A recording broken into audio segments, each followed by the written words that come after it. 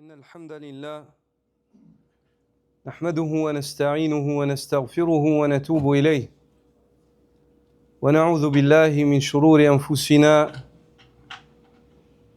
وسيئات أعمالنا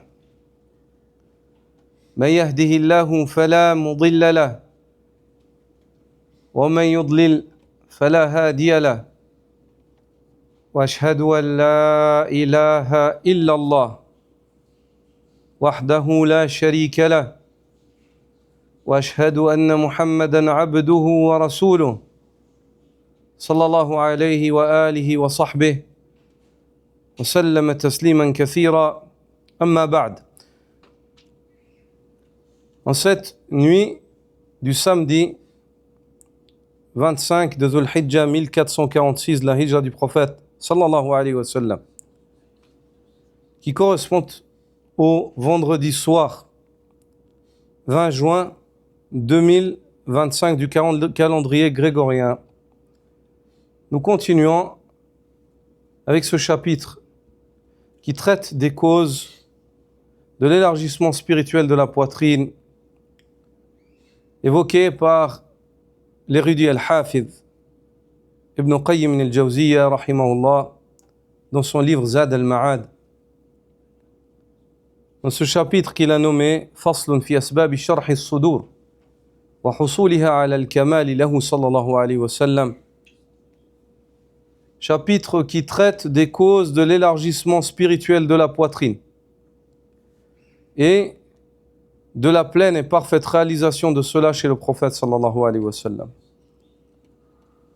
Nous nous sommes arrêtés sur cette parole d'Ibn al-Qayyim rahimahullah lorsqu'il dit ومن أسباب شرح الصدر دوام ذكره على كل حال وفي كل موطن فللذكر تأثير عجيب في انشراح الصدر ونعيم القلب وللغفلة تأثير عجيب في ضيقه وحبسه وعذابه. Il dit, parmi les causes de l'élargissement de la poitrine, le rappel constant d'Allah, ou l'évocation constante d'Allah subhanahu wa ta'ala, en tout temps et en toutes circonstances.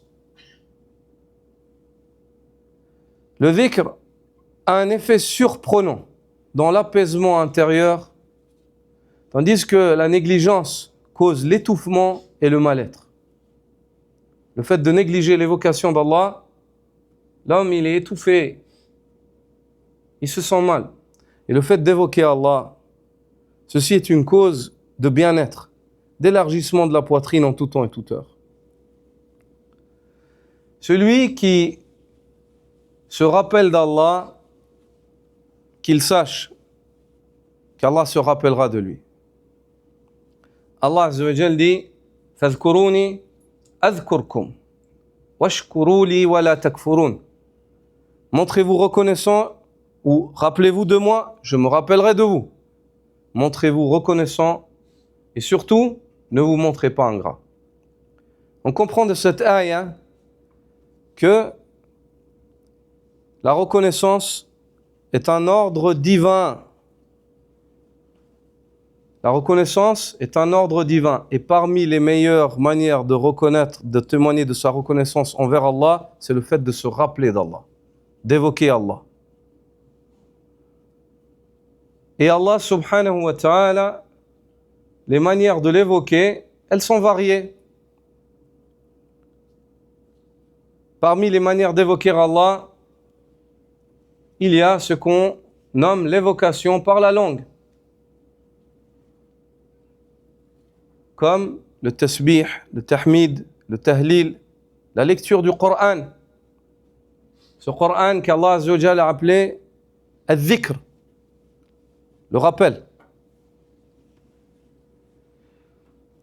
Et parmi les manières d'évoquer Allah subhanahu wa ta'ala, l'évocation d'Allah Azza wa Jalla par le cœur, et ça c'est l'apogée de l'évocation d'Allah subhanahu wa ta'ala. C'est le fait de se rappeler d'Allah par le cœur, de faire réagir dans ce cœur l'amour d'Allah, la crainte d'Allah, d'évoquer Allah par l'amour, par la crainte. par l'espoir, par la bonne opinion, par l'attachement à Allah, par le tawakkul, d'évoquer Allah par la niya, bien tanwiya Allah Azza wa Jal, wara ibadati. Le fait que ton cœur il se rappelle d'Allah et dise c'est pour Allah, lillah. D'évoquer Allah subhanahu wa ta'ala par les membres, en te prosternant lorsqu'il t'ordonne, en t'abstenant lorsqu'il t'ordonne de t'abstenir, d'évoquer Allah Azza wa Jal par tes biens,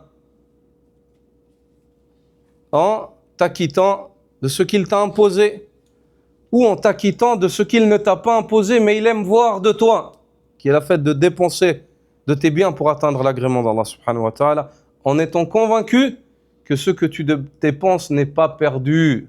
Ce que tu dépenses n'est pas perdu. Au contraire, jamais l'aumône a diminué les biens du serviteur. Ainsi, l'évocation d'Allah, c'est la plus grande chose qui soit parmi les actes. Il n'y a pas un acte plus grand que le dhikr d'Allah Azza wa Jal. ليس هناك عمل أعظم ولا أجل عند الله عز وجل من ذكره. Il n'y a pas une chose qui soit plus grande auprès d'Allah que son évocation. وإنما شرع الله ما شرع من الأعمال من أجل إقامة ذكره. Et Allah Azza wa Jal a légiféré ce qu'il a légiféré comme œuvre afin d'élever sa mention, afin que les gens se rappellent de lui, afin que les gens ne l'oublient pas. Et ceci, pas parce qu'Allah a besoin qu'on se rappelle de lui, mais parce que nous avons besoin de nous rappeler d'Allah. Car si nous oublions Allah, nous nous oublions nous-mêmes. Allah subhanahu wa ta'ala dit وَلَا تَكُونُوا كَالَّذِينَ نَسُوا اللَّهَ فَأَنْسَاهُمْ أَنفُسَهُمْ أُولَٰئِكَ هُمُ الْفَاسِقُونَ ثم الجهتين لا يستوي أصحاب النار وأصحاب الجنة أصحاب النار الذين نسوا الله عز وجل وأصحاب الجنة الذين ذكروا الله واستغفروا لذنوبهم وما يغفر الذنوب إلا الله ولم يصروا على ما فعلوا وهم يعلمون. Allah Azza wa Jalla n'a pas besoin de notre évocation, c'est nous qui avons besoin d'évoquer Allah.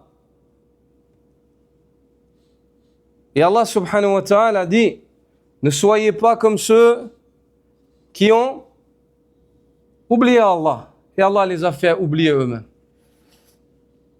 Ceux-là, ce sont eux les pervers. Ce sont eux les pervers. Puis ensuite, Allah subhanahu wa ta'ala nous évoque deux destinations. Il dit, ils ne sont pas égaux, les habitants de l'enfer et les habitants du paradis. Les habitants du feu et du paradis ne sont pas égaux. On comprend de cette ayah que ces deux destinations, les gens ils se divisent et se classent et se séparent en direction de ces deux itinéraires conformément à quoi? Au fait d'évoquer Allah ou de l'oublier. Ceux qui oublient Allah sont les pervers, ceux qui oublient Allah sont destinés au feu. Ceux qui se rappellent d'Allah sont les pieux, ceux qui se rappellent d'Allah, leur destination c'est le paradis. Ashabul Jannah, humul fa'izoun, les habitants du paradis, ce sont eux les gagnants, dit Allah subhanahu wa ta'ala. Ils ont gagné, car ils ont compris ce pourquoi ils étaient dans le dunya. Ils étaient dans le dunya pour se rappeler d'Allah. Et Allah a tout créé et tout légiféré pour que les hommes n'oublient pas Allah subhanahu wa ta'ala. Allah a créé et révélé pour que les hommes se rappellent d'Allah subhanahu wa ta'ala.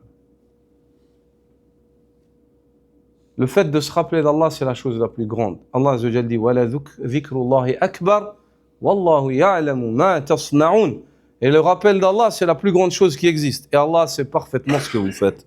Allah Azza wa Jalla, il sait parfaitement. Ça veut dire quoi? Ça veut dire dans ce que vous faites, Allah, il le sait. Si vous vous rappelez d'Allah ou pas. Et sachez que si vous vous rappelez d'Allah, c'est la meilleure chose que vous sauriez faire. La meilleure chose que vous sauriez faire, أَحْسَنْ مَا تَصْنَعُونَ أَن تَذْكُرُوا اللَّهَ عَزَّ وَجَلَّ. La meilleure chose que vous pourriez faire, c'est le fait que vous vous rappeliez d'Allah subhanahu wa ta'ala. La vie, elle est magnifique quand l'homme il se rappelle d'Allah. Quand l'homme il se rappelle d'Allah, en temps de détresse, ça augmente son espoir. Quand l'homme il se rappelle d'Allah, en temps d'aisance, ça augmente sa crainte, ça le stabilise. Ça lui évite de perdre la tête. Quand l'homme il se rappelle d'Allah, son amour pour Allah il augmente. Quand l'amour d'Allah il augmente, après s'être rappelé d'Allah, les actes ils augmentent, les efforts ils augmentent.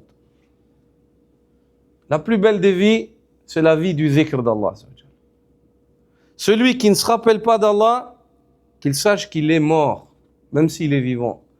Le prophète sallallahu alayhi wa sallam dit مثل الذي يذكر ربه والذي لا يذكر ربه مثل الحي والميت. L'exemple de celui qui se rappelle de son Seigneur et celui qui ne se rappelle pas de son Seigneur, c'est comme l'exemple du vivant, celui qui se rappelle il est vivant, et l'exemple du mort, celui qui ne se rappelle pas d'Allah, il est mort. Ça ne lui sert à rien sa vie. Mayyit, yani mayyit. Pourquoi mayyit? Pourquoi il est mort? Parce que l'homme mort, il ne peut plus œuvrer. Le prophète sallallahu alayhi wa sallam, il t'enseigne. Pourquoi il a pris l'exemple du mort? Ça veut dire qu'il est mort. Il est mort, c'est comme un mort dans sa tombe. Il ne peut plus œuvrer, il n'œuvre pas. Pourquoi il n'œuvre pas? Parce qu'il ne se rappelle pas d'Allah. Le but derrière les œuvres, c'est de se rappeler d'Allah. La maison dans laquelle on évoque Allah, elle est une maison vivante, pleine de vie. Et la maison dans laquelle on n'évoque pas Allah, Allah Azza wa Jal, ceux qui n'évoquent pas Allah, il ne les bénit pas dans leur demeure. Le prophète sallallahu alayhi wa sallam dit مثل البيت الذي يذكر الله فيه والبيت الذي لا يذكر الله فيه كمثل الحي والميت. L'exemple d'une demeure dans laquelle on évoque Allah et d'une demeure dans laquelle on n'évoque pas Allah, c'est comme l'exemple du vivant et du mort. La maison dans laquelle Allah est évoqué, c'est une maison vivante. La maison dans laquelle Allah Azza wa Jal n'est pas évoqué, c'est une maison morte. C'est pour ça que le prophète sallallahu alayhi wa sallam dit لا تجعلوا بيوتكم مقابر ولا تجعلوا قبري عيدا وصلوا علي فإن صلاتكم تبلغني حيثما كنتم. Il dit sallallahu alayhi wa sallam, ne faites pas de vos demeures des tombeaux, c'est-à-dire priez dans vos demeures, évoquez Allah, et ne faites pas de ma tombe un lieu de va-et-vient, et priez sur moi. Sachez que votre prière m'est transmise où que vous soyez. Où que vous soyez, elle me parvient. Même si tu n'es pas à Médine à côté de la tombe, elle parvient au prophète sallallahu alayhi wa sallam. Donc, en vous frères, en Allah Azza wa Jal, l'évocation d'Allah c'est le plus grand acte. Les actes, ils ont été légiférés. Ta salat, elle a été légiférée pour que tu te rappelles d'Allah. Ta zakat, elle a été légiférée pour que tu te rappelles d'Allah. Le jeûne, il a été légiféré pour que tu te rappelles d'Allah. Le hajj, il a été légiféré pour que tu te rappelles d'Allah. Tous ces actes, ils ont été légiférés. Allah subhanahu wa ta'ala, lorsqu'il dit à Moussa, il lui ordonne d'accomplir la salat, il dit wa aqimis salata limadha alla li dhikri. Il lui dit accomplis la prière afin de te rappeler de moi, afin d'élever ma mention. Ça veut dire la salat, ces actes-là, c'est quoi le but derrière? C'est de se rappeler d'Allah. C'est de se rappeler d'Allah. Et celui qui se rappelle d'Allah, c'est le plus grand, c'est le meilleur d'entre nous. Chacun d'entre nous ici, il est venu et il s'est adonné à un acte. Avant la salat, maintenant le dars. Chacun d'entre nous, il essaye de plaire à Allah subhanahu wa ta'ala. Celui d'entre nous qui est le meilleur auprès d'Allah, c'est celui qui parmi nous se rappelle le plus d'Allah. Celui qui se rappelle le plus d'Allah. Le prophète sallallahu alayhi wa sallam, comme le narre l'imam Ahmed dans son Musnad, un homme vint au prophète sallallahu alayhi wa sallam et lui dit Ya Rasulallah, ayyu as-sa'imin aktharu ajra wa ayyu al-musallin aktharu ajra wa ayyu al-mujahidin aktharu ajra. Le prophète sallallahu alayhi wa sallam, l'homme lui dit Ô messager d'Allah, quel est le prieur qui a le plus de récompenses? Quel est le combattant qui a le plus de récompenses? Quel est le donneur d'aumône qui a le plus de récompenses? Le jeûneur qui a le plus de récompenses? Il lui demande au sujet des actes de l'islam à la suite. À la suite. Chaque fois, le prophète sallallahu alayhi wa sallam donnait la même réponse. Il disait Aktharuhum lillahi dhikra. Aktharuhum lillahi dhikra. Chaque fois, il disait celui qui se rappelle le plus d'Allah. Celui qui se rappelle le plus d'Allah.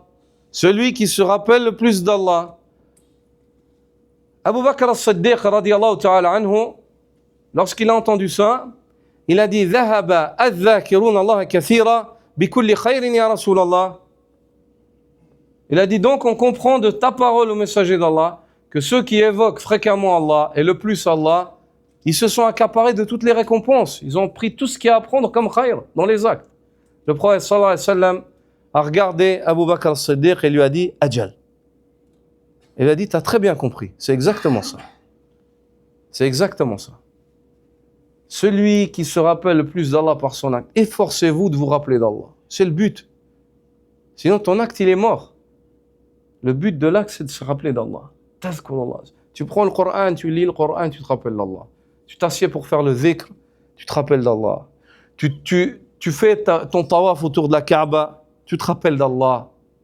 Tu te tiens à Muzdalifa, tu te rappelles d'Allah. Arafat, tu te rappelles d'Allah. Mina, tadhkurullah azawajal. Ramadan, avec ton jeûne, ta faim, tu te rappelles d'Allah azawajal. Tu vas accompagner quelqu'un à la tombe pour l'enterrer, tu te rappelles d'Allah azawajal. Un enfant né, tu te rappelles d'Allah azawajal. Yuhyi. Tu reçois ton rizq, tu te rappelles d'Allah. Tu manges ce que tu manges, bismillah. Tu te rappelles d'Allah qui t'a nourri, qui a enlevé la faim. Il t'a accordé de pouvoir manger. Il y a des gens, ils n'ont pas de quoi manger. Il y a des gens, ils ont de quoi manger, mais ils ne peuvent pas manger parce qu'ils sont malades. Rappelle-toi d'Allah, ya akhi. Tu gagnes, c'est la vie du bonheur. Yani al-dhikr, yani huwa al-maqsoud al-azim alladhi min ajli shuri'at al-ibadat wa shuri'at al-shari'a. Le dhikr d'Allah, le rappel d'Allah, c'est le grand but pour lequel Allah subhanahu wa ta'ala a légiféré ce qu'il a légiféré dans sa religion. Donc Ibn al-Qayyim rahimahullah ici dit, parmi les causes d'élargissement de la poitrine, le rappel constant d'Allah, en tout temps, en toutes circonstances. Le dhikr d'Allah a un effet surprenant dans l'apaisement intérieur. Tandis que la négligence, elle cause l'étouffement et le mal-être. Puis il dit, rahimahullah, wa minha, et parmi les causes, al-ihsanu ila al-khalq wa naf'uhum bima yumkinuhu min al-mal wal-jah wal-naf' wal-badan wa anwa' al-ihsan. فإن الكريم المحسن أشرح الناس صدرا وأطيبهم نفسا وأنعمهم قلبا والبخيل الذي ليس فيه إحسان أضيق الناس صدرا وأنكدهم عيشا وأعظمهم هما وغما. وقد ضرب رسول الله صلى الله عليه وسلم في الصحيح مثلا للبخيل والمتصدق كمثل رجلين عليهما جنتان من حديد كلما هم المتصدق بصدقة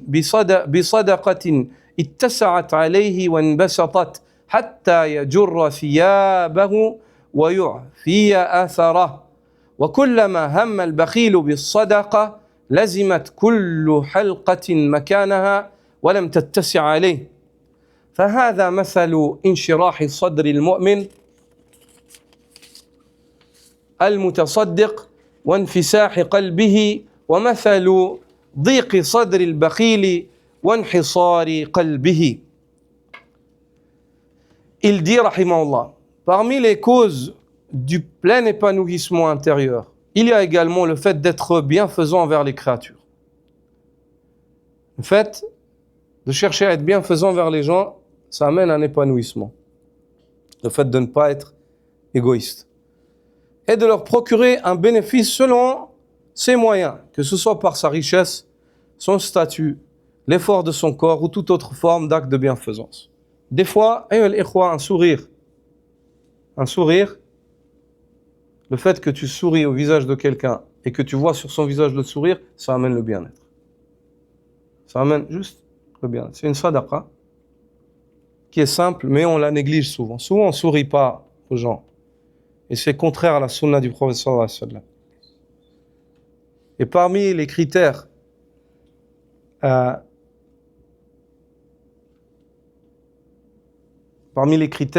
de la noblesse de caractère, Abdullah ibn al-Mubarak, on évoque trois fondations sur lesquelles la noblesse de caractère s'établit. il dit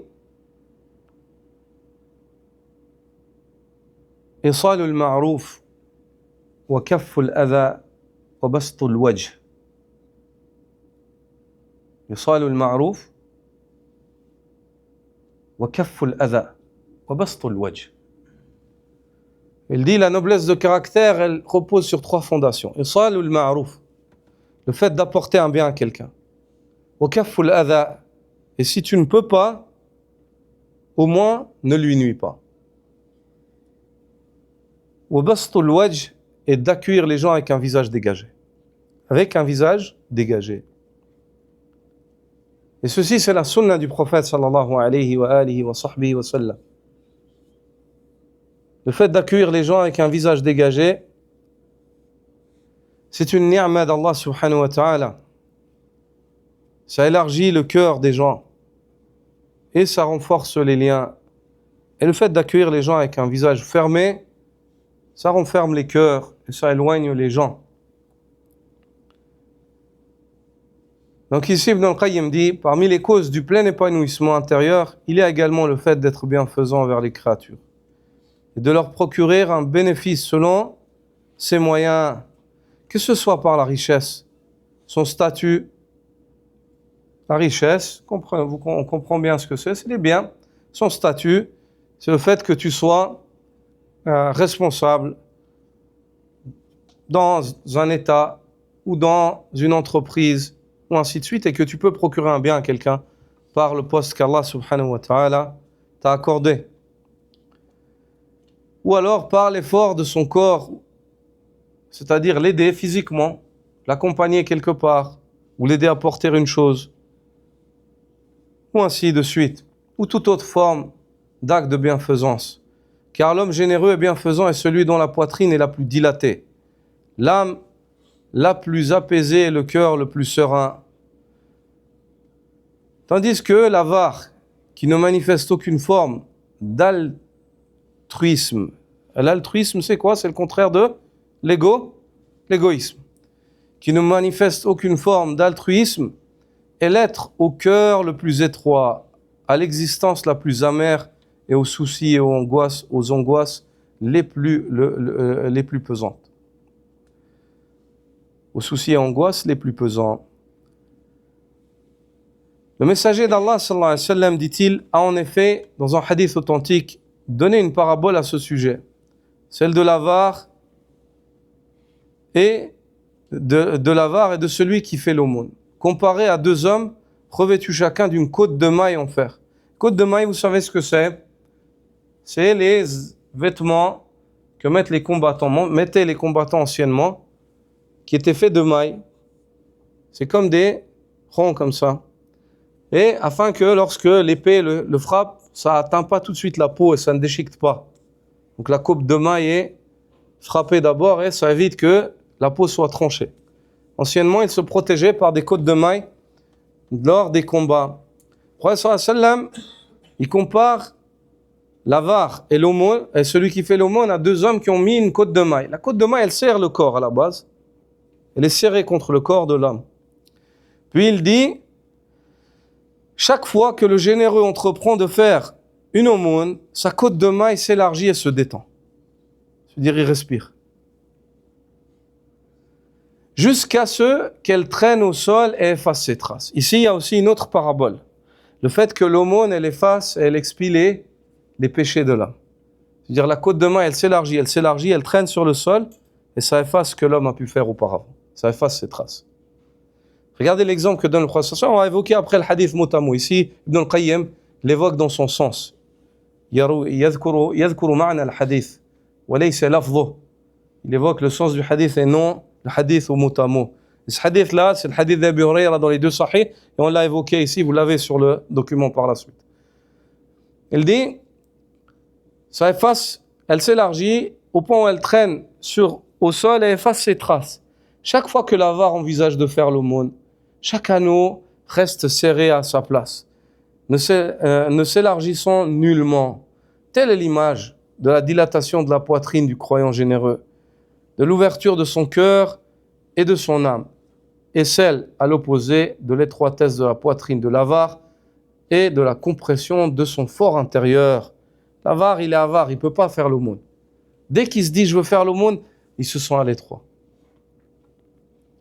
Parce qu'il est avare à l'intérieur de lui. Il n'est pas convaincu. Tandis que l'homme généreux, il est convaincu, il donne de bon cœur.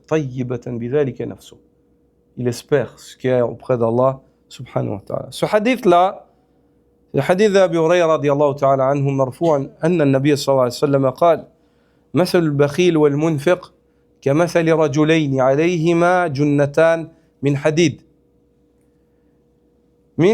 من ثدييهما إلى تراقيهما فأما المنفق فلا ينفق إلا سبغت أو وفرت على جلده حتى تخفي بنانه وتعفو أثره وأما البخيل فلا يريد أن ينفق شيئا إلا لزقت كل حلقة مكانها فهو يوسعها فلا تتسع. Abu Hurayra radiyallahu ta'ala anhu, khola du prophète sallallahu alayhi wa sallam, qui les dit: l'avare et le donateur sont à l'image de deux hommes, dont chacun porte une armure de fer, une côte de maille, qui lui couvre la poitrine. À chaque fois que le donateur dépense, elle recouvre sa peau jusqu'à couvrir le bout de ses orteils et traîner derrière lui. Mais à chaque fois que l'avare veut dépenser quelque chose, chaque maille reste à sa place. Il essaye de la détendre, il essaye de l'élargir et de respirer, mais elle ne se détend pas. Puis Ibn al-Qayyim évoque et dit: ومنها الشجاعة فإن الشجاع منشرح الصدر واسع البطان متسع القلب والجبان أضيق الناس صدرا وأحصرهم قلبا لا فرحة له ولا سرور ولا لذة له ولا نعيم إلا من جنس مال الحيوان البهيمي وأما سرور الروح ولذتها ونعيمها وابتهاجها فمحرم على كل جبان كما هو محرم على كل بخيل وعلى كل معرض عن الله سبحانه وتعالى غافل عن ذكره جاهل به وبأسمائه تعالى وصفاته ودينه متعلق القلب بغيره. Parmi les causes de la dilatation spirituelle de la poitrine figure également le courage. Car l'homme brave possède une poitrine élargie, un intérieur vaste et un cœur spacieux. Quant au lâche, il est l'être humain dont la poitrine est la plus resserrée et le cœur le plus étroit. Il ne connaît ni joie ni allégresse. L'allégresse, c'est une joie vive et forte que l'homme exprime ouvertement. Ça, c'est ce qu'on appelle l'allégresse. C'est une joie forte qu'il exprime ouvertement. Il ne connaît ni joie à l'intérieur de lui, ni allégresse qu'il exprime et qu'on voit sur lui. Il ne goûte ni au plaisir ni à la félicité, si ce n'est dans ce qui est du même ordre que le plaisir des bêtes animales. Le plaisir des bêtes animales, le fait de manger, se reproduire. Le fait de manger et se reproduire. Si ta joie, c'est ça, alhamdoulilah, tu ressens, je veux dire, sache que ta joie, elle s'arrête là où elle s'arrête la joie des animaux. Elle n'arrive pas là où arrive la joie des gens éduqués par Allah subhanahu wa ta'ala. Non. Quant à la joie de l'âme, sa volupté, sa béatitude et son allégresse, elles sont interdites à tout lâche, de la même manière qu'elles le sont à tout avare et à tout individu détourné d'Allah, insouciant de son souvenir, ignorant de lui, de ses noms sublimes et de ses attributs et de sa religion, et dont le cœur est attaché à autre que lui. Donc la joie de l'âme, le bonheur de l'âme par excellence, l'allégresse de l'âme, Allah l'a interdit à tout avare, à tout individu qui est détourné d'Allah, à tout individu qui est insouciant du fait d'évoquer Allah, qui est ignorant quant à la connaissance d'Allah, au nom et attribut d'Allah, à la religion d'Allah, et le cœur, il est attaché à autre qu'Allah.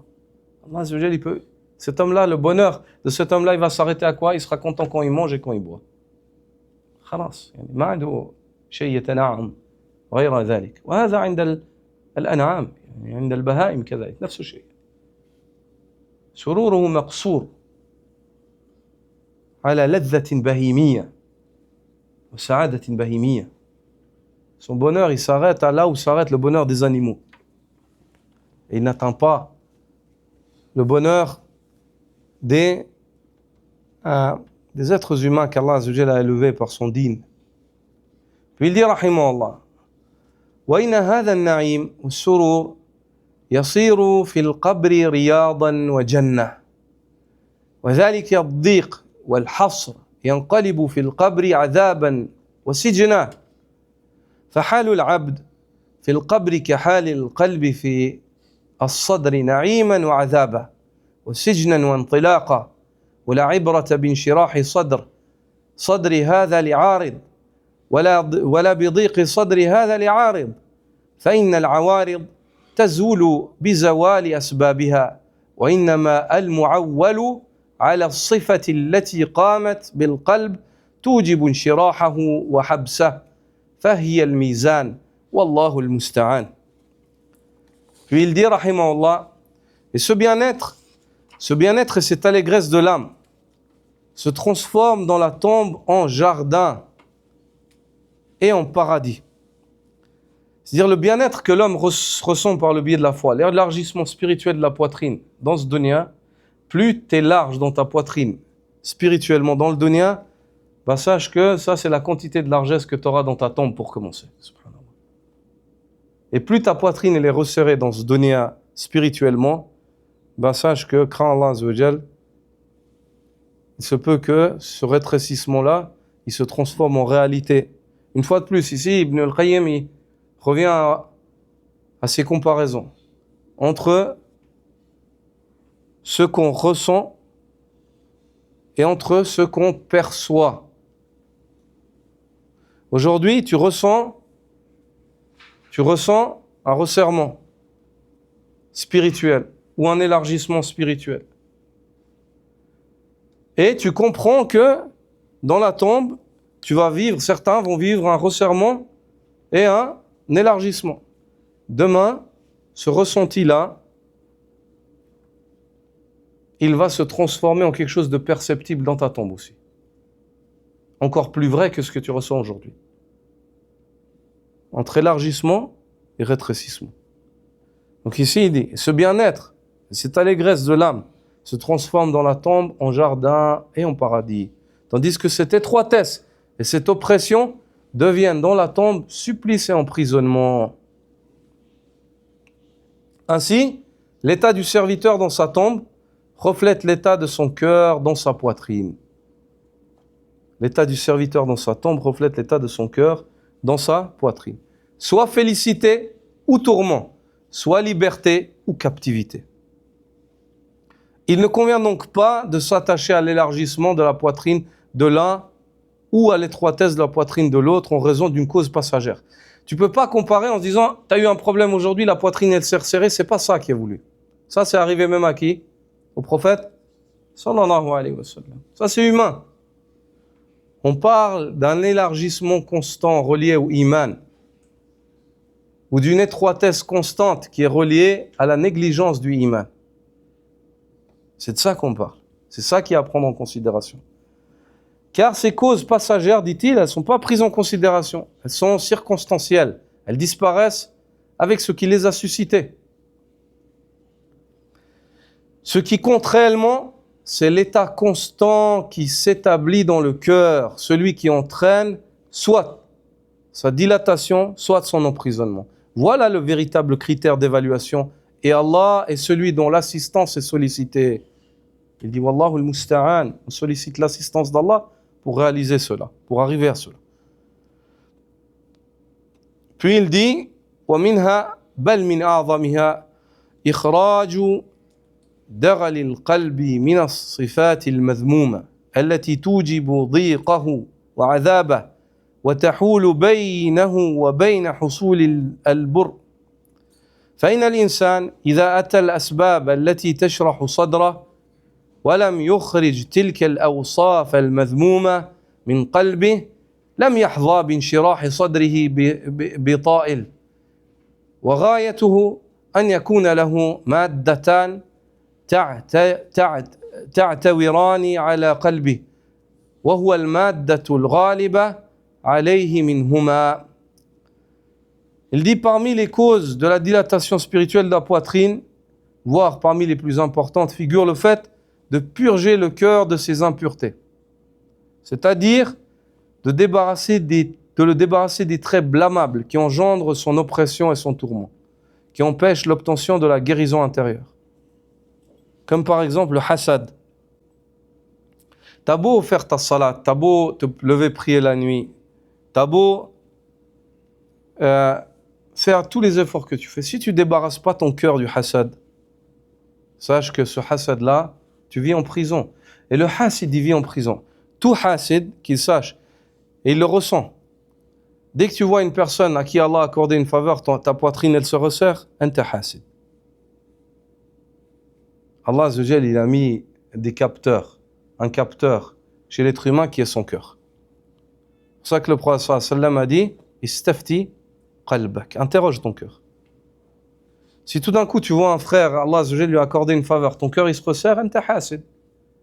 T'as beau te lever prier la nuit, t'as beau faire tout ce que tu veux, tant que t'as pas purifié ton cœur de ça, t'es très loin d'Allah Azza wa Jal. T'es très loin du tana'um.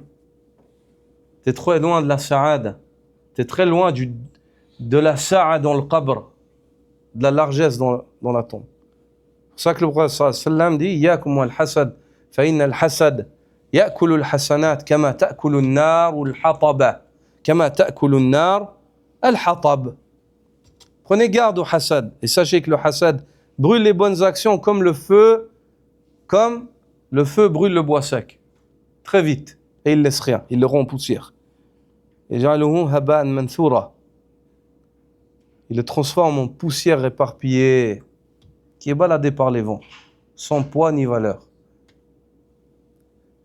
Donc il faut débarrasser le cœur du hasad. Et parmi les actes aussi desquels il faut débarrasser le cœur, al-hiqd. Le fait d'être haineux, de détester, ou l'agressivité, ou le fait d'être rancunier, de ne pas pardonner.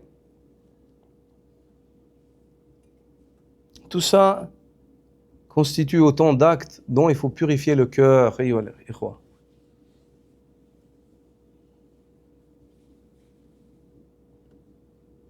Car Allah subhanahu wa ta'ala nous évoque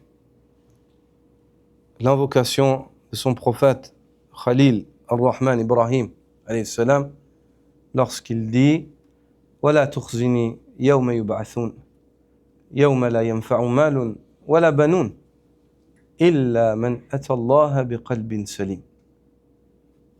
Il ne me couvre pas d'ignominie le jour où les gens ou les hommes seront ressuscités. Ce jour-là où les biens et la progéniture ne seront d'aucune utilité, si ce n'est celui qui vient à Allah Azza wa Jal avec un cœur préservé, avec un cœur préservé.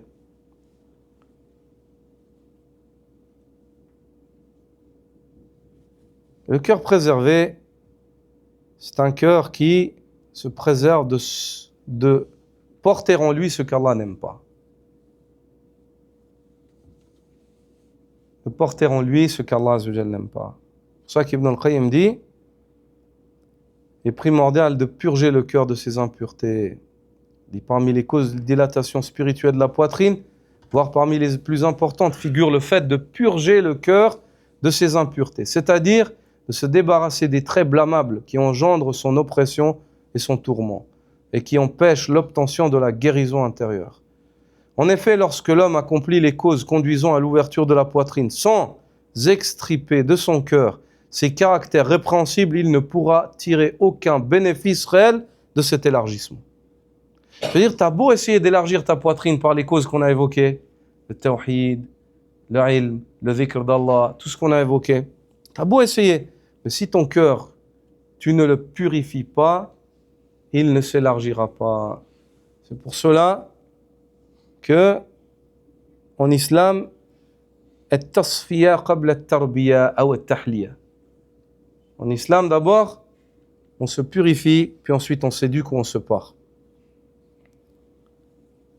Et c'est pour cela que le premier pas pour aller vers Allah Azza wa Jal, c'est quoi? At-tawba wa l'istighfar. C'est at-tawba wa l'istighfar.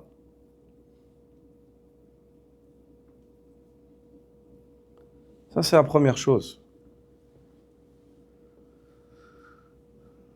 Il dit ensuite, tout au plus, au mieux, une personne qui fait cet effort, il fait l'effort pour élargir sa poitrine, mais il ne se repent pas, il ne débarrasse pas son cœur de ses caractères répréhensibles. Il dit, tout au plus, il sera alors tiraillé entre deux forces antagonistes qui se disputent son cœur. Deux forces, le cœur il sera tiraillé, par là et par là, par la lumière et les ténèbres. Puis ensuite, et celui-ci, inévitablement, sera sous l'emprise de la plus dominante d'entre elles. C'est-à-dire le cœur, il sera dans un châtiment, tiraillé. Une fois là, une fois là, une fois là, une fois là. Puis c'est celle qui est la plus forte qui prendra le dessus sur lui. Puis il dit, rahimahullah, ومنها ترك فضول النظر والكلام والاستماع والمخالطة والأكل والنوم فإن هذه الفضول تستحيل آلاما وهموما في القلب وتحصره وتحبسه وتضيقه ويتعذب بها بل غالب عذاب الدنيا والآخرة منها فلا إله إلا الله ما أضيق صدر من ضرب في كل آفة من هذه الآفات بسهم وما أنكد عيشه وما أسوأ حاله وما أشد حصر قلبه ولا إله إلا الله ما أنعم عيش من ضرب في كل خصلة من تلك الخصال المحمودة بسهم وكانت همته دائرة عليها حائمة حولها فلهذا نصيب وافر من قوله تعالى إن الأبرار لفي نعيم ولذلك نصيب وافر من قوله تعالى وإن الفجار لفي جحيم وبينهما مراتب متفاوتة لا يحصيها إلا الله تبارك وتعالى. Il dit, et parmi les causes de la dilatation spirituelle de la poitrine, il y a aussi le fait de se détourner des excès dans le regard, la parole, l'écoute, les fréquentations, la nourriture, le sommeil. Prenez en considération ici le développement d'Ibn al-Qayyim. Au début, il introduit le sujet sur l'importance de la dilatation de la poitrine. Puis ensuite, il évoque les moyens de dilater la poitrine, l'élargissement spirituel de la poitrine. Il évoque les moyens du khayr. Puis ensuite, après avoir évoqué ces moyens-là, en évoquant ces moyens aussi, il évoque, dans l'évocation du moyen, des fois il évoque l'opposé. Il dit, ça c'est le moyen, et quant à celui qui contredit cela, il ne peut pas avoir ça. Puis ensuite il vient, et puis il t'évoque la finalité. Le fait que celui qui a pris ces moyens, il espère quoi? L'élargissement dans la tombe.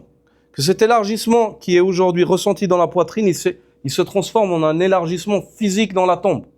Et ce rétrécissement de ceux qui ont négligé ces moyens, il se transformera dans la tombe en un rétrécissement, une étroitesse physique.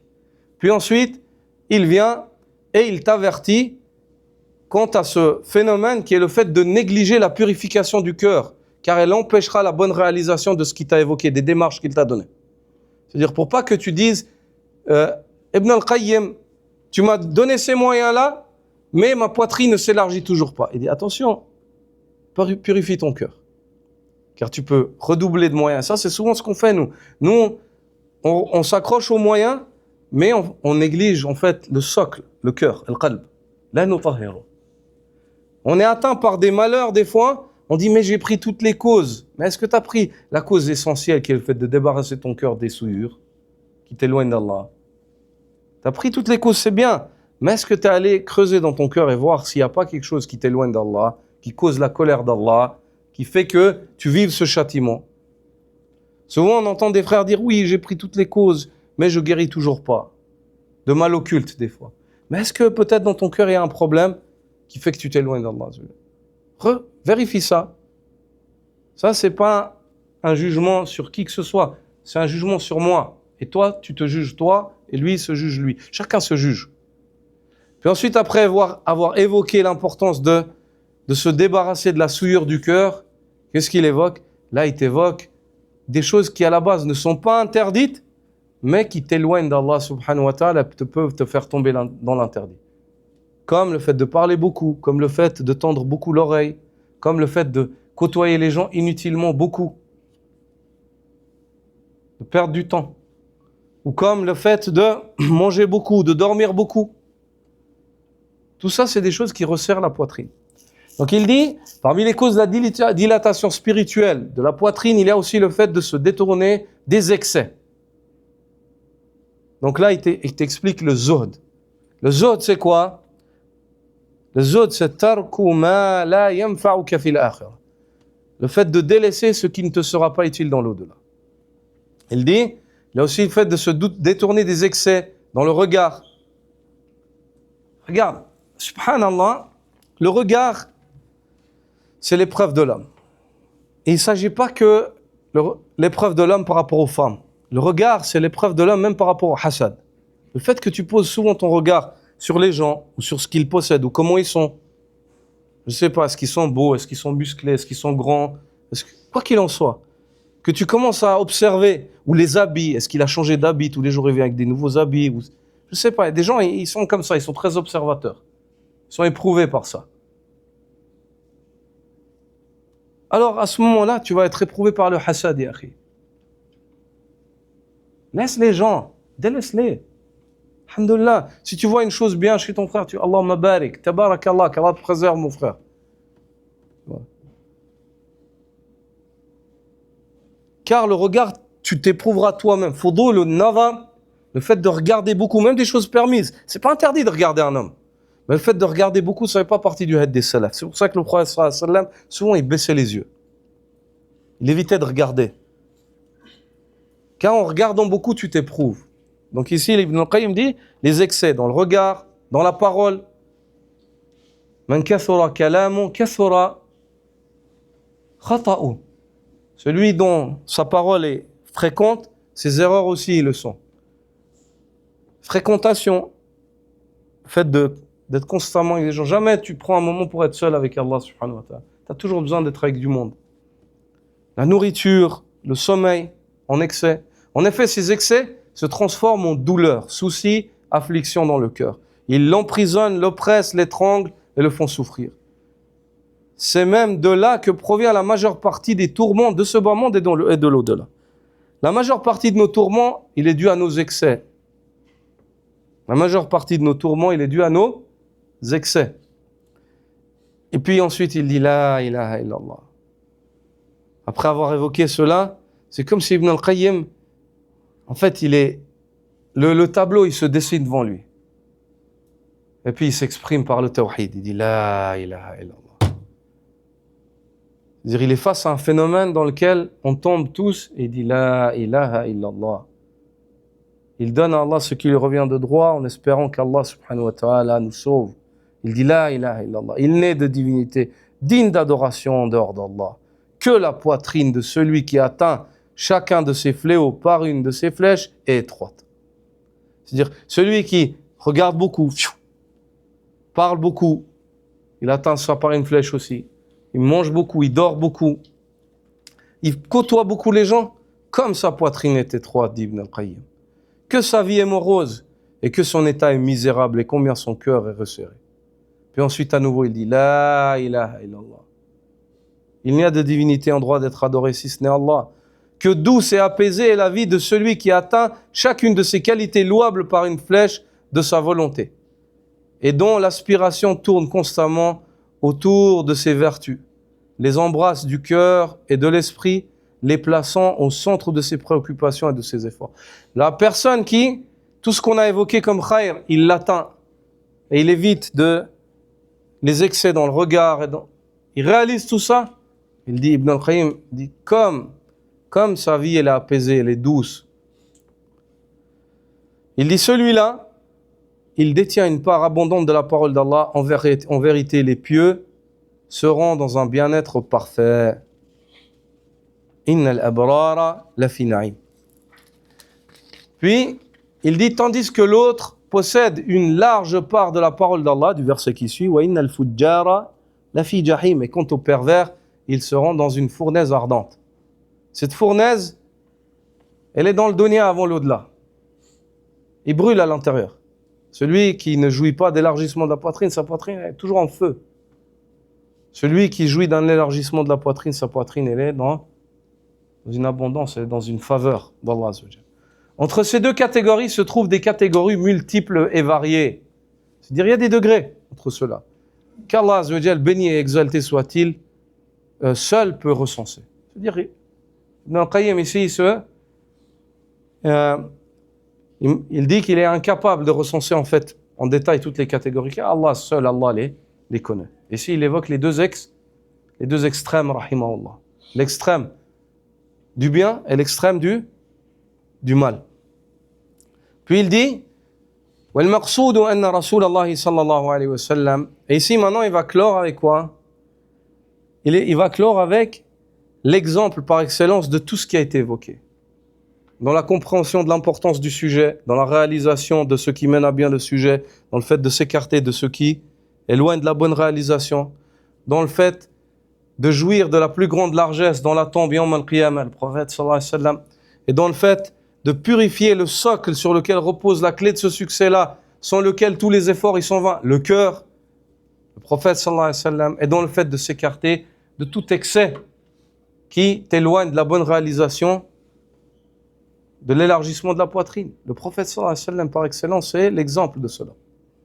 Il dit والمقصود أن رسول الله صلى الله عليه وسلم كان أكمل الخلق في كل صفة يحصل بها انشراح الصدر واتساع القلب وقرة العين وحياة الروح فهو أكمل الخلق في هذا الشرح والحياة وقرة العين مع ما خص به من الشرح الحسي وأكمل الخلق متابعة له وأكملهم انشراحا ولذة وقرة عين وعلى حسب متابعته ينال العبد من شراح صدره وقرة عينه ولذة روحه ما ينال فهو صلى الله عليه وسلم في ذروة الكمال في ذروة الكمال من شرح الصدر ورفع الذكر ووضع الوزر ولأتباعه من ذلك بحسب نصيبهم من اتباعه والله المستعان.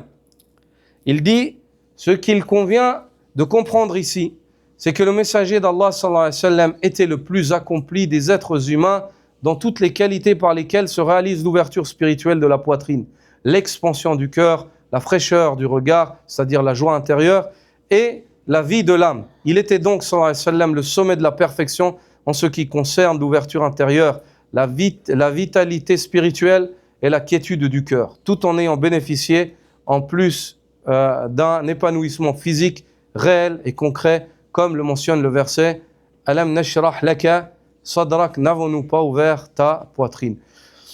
Et plus un homme suit fidèlement sa voie, plus il goûtera à cette ouverture de la poitrine, à la douceur de l'âme et à la consolation du regard. C'est-à-dire, plus l'homme, Allah Azza wa Jalla a élargi la poitrine du prophète sallallahu alayhi wa sallam. Comme l'évoque Cheikh al-Islam Ibn Taymiyyah lorsqu'il commente, et parmi les meilleurs commentaires de cette sourate, c'est le sharh de Cheikh al-Islam, le tafsir de Cheikh al-Islam Ibn Taymiyyah, la mathila la, fi surat al-sharh. Usikum bih. Dans al-fatawa, et Inch'Allah un jour on le lit ensemble. Alam nashrah laka sadrak. Subhanallah. Muwaffaq min indillah azza wa jalla. Allah azza wa jalla lui a accordé le succès dans l'explication de cette sourate. Et vraiment, quand tu lis l'explication de Cheikh al-Islam Ibn Taymiyyah, tu as l'impression que ta poitrine, elle s'élargit, juste en lisant ça. Allah subhanahu wa ta'ala a promis, a dit au prophète sallallahu alayhi wa sallam, n'avons-nous pas élargi ta poitrine Et ceux qui suivent le prophète sallallahu alayhi wa sallam, plus ils le suivent, plus leur poitrine s'élargit. C'est une règle. Qa'ida ilahiyya. C'est une règle divine. Plus l'homme suit Rasulullah sallallahu alayhi wa sallam, plus sa poitrine, elle s'élargit. Comme Allah a élargi la poitrine du prophète sallallahu alayhi wa sallam. Il dit, et plus un homme suit fidèlement sa voix, la voix du prophète sallallahu alayhi wa sallam, plus il goûtera cette ouverture de la poitrine, à la douceur de l'âme et à la consolation du regard. Chacun, selon la part qu'il possède de sa guidée, sallallahu alayhi wa sallam, obtiendra une part de cette ouverture, de cette élévation et de ce raffinement intérieur. Cheikh al-Islam Ibn Taymiyyah, il évoque aussi un deuxième point. Raf'u dhikr, l'élévation de la mention. Plus tu suis le prophète sallallahu alayhi wa sallam, plus tu es proche du prophète sallallahu alayhi wa sallam, dans l'ilm ou l'amal, et plus Allah élève ta mention. Et on est témoin de cette règle. Regardez la mention de Mohammed ibn Ismaïl al-Bukhari. Allah a élevé la mention d'al-Bukhari. Par quoi? Par le suivi du prophète sallallahu alayhi wa sallam, dans l'ilm ou l'amal, dans la science et la mise en pratique. Subhanallah. Pareil pour l'imam Muslim, ibn al-Hajjaj. Pareil pour l'imam Ahmad. Pareil pour Abu Hanifa, pour Malik, et Shafi'i. Pour tous les ulama, Cheikh al-Islam Ibn Taymiyyah, Ibn al-Qayyim. Qu'est-ce qui fait qu'on évoque ces gens-là aujourd'hui? Allah, il a élevé leur mention. Par quoi? Par le suivi du prophète sallallahu alayhi wa sallam. Dans quoi? Dans l'ilm ou l'amal. Dans les connaissances et la mise en pratique. Dans les connaissances et la mise en pratique. Chacun, selon la part qu'il possède de sa guidée sallallahu alayhi wa sallam, obtiendra une part de cette ouverture, de cette élévation et de ce raffinement intérieur. En vérité, il, sallallahu alayhi wa sallam, occupe le sommet absolu de la perfection en matière de dilatation de la poitrine, d'exaltation du souvenir, raf'u dhikr, et d'absolution des fardeaux. Quant à ceux qui le suivent, ils n'en obtiennent que selon la mesure de leur attachement sincère à sa voix. Et c'est auprès d'Allah que se cherche le secours. En Allah Azza wa Jal, on implore et on lui demande de nous secourir quant au suivi du prophète sallallahu alayhi wa sallam, dans les connaissances et dans la mise en pratique. Puis il dit وَهَكَذَا لِأَتْبَاعِهِ نَصِيبٌ مِّنْ حِفْظِ اللَّهِ لَهُمْ وَعِصْمَتِهِ إِيَّاهُمْ وَدِفَاعِهِ عَنْهُمْ وَإِعْزَازِهِ لَهُمْ وَنَصْرِهِ لَهُمْ بِحَسَبِ نَصِيبِهِمْ من المتابعة فمستقل ومستكثر فمن وجد خيرا فليحمد الله ومن وجد غير ذلك فلا يلومن إلا نفسه. Puis il dit de même, les suiveurs du prophète sallallahu alayhi wa sallam reçoivent une part de la protection divine, de sa préservation, de sa sauvegarde contre les fautes et de sa défense en leur faveur, de l'honneur et de la victoire qu'il leur accorde proportionnellement à quoi? À la part qu'ils détiennent de la véritable conformité à sa voix, sallallahu alayhi wa sallam. Et notre problème en tant que musulmans aujourd'hui, dans notre communauté, c'est quoi? C'est l'éloignement de la voix du prophète, sallallahu alayhi wa sallam. Quand les musulmans se sont éloignés de la voix du prophète, sallallahu alayhi wa sallam, ilman wa amala, par le savoir et les actes, yani sara al-hal على ما تعرفون اليوم أنتم. الحال يغني عن المقال اليوم. الحال ما يحتاج إلى أن يوضح. واضح. La situation elle est devenue comme elle est devenue quand les musulmans sont éloignés. Comme vous la connaissez aujourd'hui. Ils sont éloignés de quoi? Du savoir du prophète sallallahu alayhi wa sallam ainsi que de son suivi. Et par Allah, le jour où les musulmans reviennent au savoir du prophète sallallahu alayhi wa sallam ainsi qu'à son suivi, leur situation elle changera. Wa'ad min Allah azza wa jalla, la shak. Il n'y a aucun doute, on n'a aucun doute sur eux, on est convaincus. Le chemin, on le connaît, où sont ceux qui marchent? Le chemin, on le connaît. Ayn as-sa'ir. Où est celui qui marche? L'itinéraire, il est clair. Où sont ceux qui marchent? Non. Ainsi, certains en auront une part minime et d'autres une part abondante. Ils auront cela, ils auront quoi? La protection d'Allah, la préservation, la sauvegarde des fautes, la défense en leur faveur, l'honneur, la victoire. Tout cela, ils l'auront proportionnellement au suivi du prophète sallallahu alayhi wa sallam. Que celui qui trouve du bien en lui loue Allah, car c'est par sa grâce que cela s'est accompli. Celui d'entre vous qui voit qu'Allah lui a accordé cela, qu'il remercie Allah. Et quant à celui qui ne trouve pas cela en lui, qu'il ne blâme que sa propre personne, car sa propre personne est la seule responsable de son manquement. Sur cela, on clôt. Donc ici, cette belle conclusion d'Ibn al-Qayyim, en évoquant que regardez, subhanallah, cette chronologie. Fois de plus. Au début, il vous évoque quoi? Il introduit le sujet. Puis ensuite, il évoque les moyens pour réaliser cela. Tout en évoquant à chaque fois l'avertissement quant à ceux qui contredisent cela.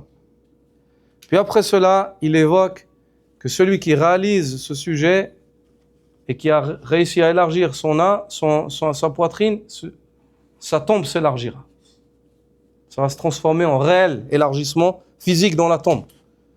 Puis il attire l'attention sur le danger que malgré le fait que tu aies fait les efforts, si tu ne purifies pas ton cœur de ce qu'Allah n'aime pas, tu peux faire tous les efforts, ça ne sert à rien. Puis ensuite, il évoque que il t'avertit contre des choses qui à la base ne sont pas interdites, mais qui peuvent te conduire à un grand mal. Et c'est la cause des tourments, c'est les excès. C'est la cause des tourments de la plupart des gens du dunya. Puis il évoque ensuite un résultat, ceux qui ont réalisé tout cela, le fait qu'ils soient dans une faveur, ne jouent pas avec le stylo. Et ceux qui n'ont pas réalisé cela, et qui sont dans une brûlure interne, ici-bas avant l'au-delà. Puis ensuite, il te donne le meilleur des exemples, qui est le prophète sallallahu alayhi wa sallam. Et il te dit que le prophète sallallahu alayhi wa sallam, c'est le meilleur des exemples dans la réalisation de tout cela. Puis ensuite, il t'enjoint à le suivre. Et que conformément au suivi que tu as du prophète sallallahu alayhi wa sallam, tu obtiendras l'élargissement de ta poitrine ou le rétrécissement de cela. Et conformément au suivi que tu as du prophète sallallahu alayhi wa sallam, tu obtiendras d'Allah azza wa jal ce que l'homme obtient. Celui qui trouve du bien en lui, qu'il remercie Allah. Celui qui voit qu'il n'est pas bien et il voit le mal, qu'il s'en prenne qu'à lui-même. Car il a négligé toutes ces démarches qui existent, qu'Allah azza wa jal nous a révélées dans sa religion.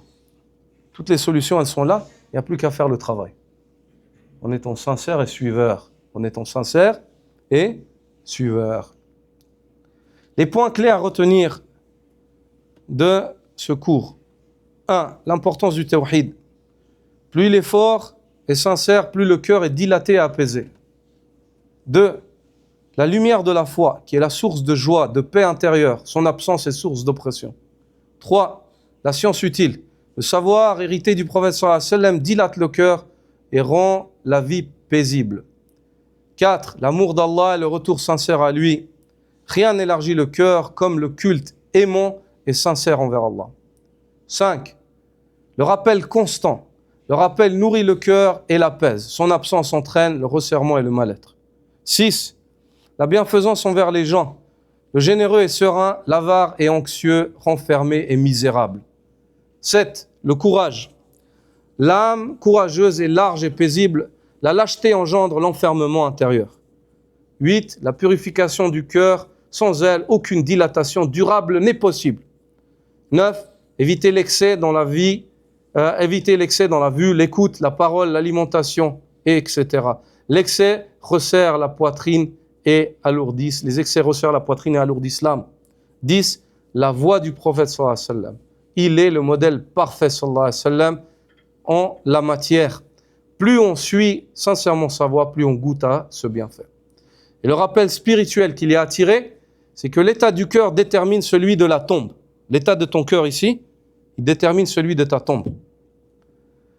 Un cœur dilaté vivra une tombe jardin. Un cœur oppressé vivra une tombe prison.